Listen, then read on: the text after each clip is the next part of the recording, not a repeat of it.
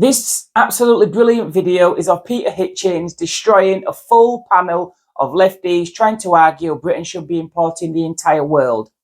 It is one of the best, most eloquent explanations of why immigration into this country is far too high. They keep throwing all these points at him. What about this and what about that? He answers every last one perfectly to the extent they start to lose their cool. It's brilliant to watch. These people honestly believe we should just import the entire world.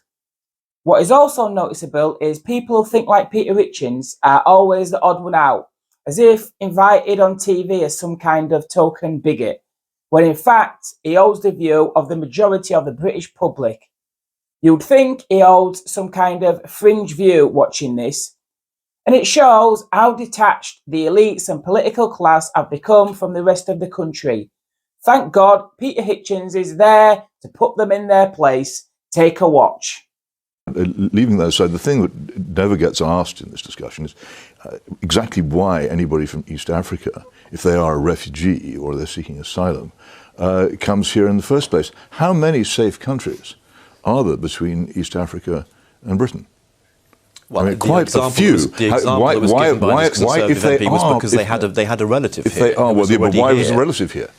If they are refugees, why do they come here? This is economic migration. I admire the people who do it enormously. I admire their energy, their spirit, their determination to make these extraordinary journeys. But they are not. We should not regard them or discuss them as refugees or asylum seekers. So the people who work for the British military in Afghanistan that you're calling economic migrants. I'm not going. Their lives are at risk on a daily basis. I'm not doing that. How do you know a boy in East Africa isn't in, East Africa is in a war zone? East Africa is not in Afghanistan. He may be in a war zone. A lot of East Africa is in war zones at the moment. Just a second.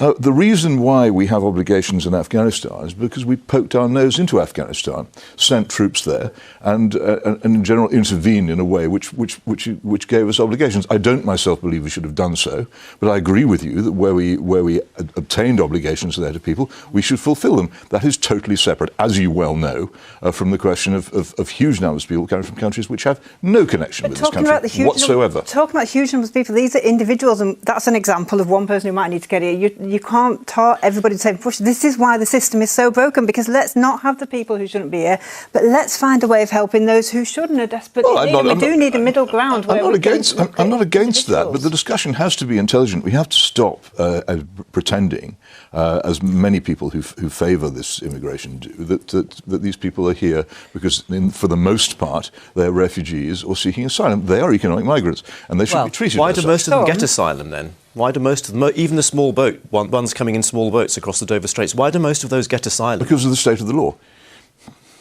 Meaning? So those individuals... that's what the law says should happen, and we are a law-governed country. You can't get asylum unless you have good grounds for fear persecution. I mean, have you ever sat in an asylum court? Well, no, I haven't, but I don't know what that has to do with it. I mean, if we're talking about the issue of deterrent, that is what this report is aimed to do. There are lots of pulls, and actually I disagree with Peter Hitchens on almost everything, including identity cards, actually. I think one of the reasons we have big pull factors in this country is that you can just disappear into our black market and find work very easily because we have chronic labour shortages. Yeah, you can't do that in Germany. If we have identity cards, the same thing will happen, only we'll all have identity cards as well. It won't solve that problem. It will just be an extra burden on the people living in this country already. One of the proposals is a statutory cap, Henry. No more than 20,000 per year on the numbers coming to Britain through the resettlement routes that exist.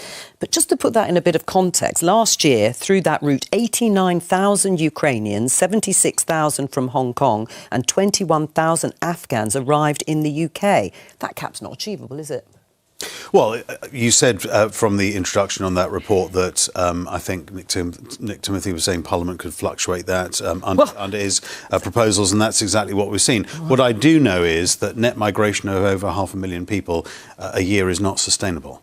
It's not sustainable in terms of housing. It's not sustainable in terms of public services. It's not sustainable actually in terms of social cohesion. And therefore, we do have to get a grip of our immigration system so that immigration works for us where we need the economy, jobs in the economy filled, but at the same time it is a fair system that treats everybody equally, and the taxpayer. The fact that we're paying millions every day for a broken system is clearly something that isn't working, and it needs to be resolved. Is he right? No, let's get the nuts and bolts working first before we start talking about imaginary caps. I mean, this is the whole problem with the government's approach. It keeps going on about, we're going to do this, we're going to have this target, we're going to do that.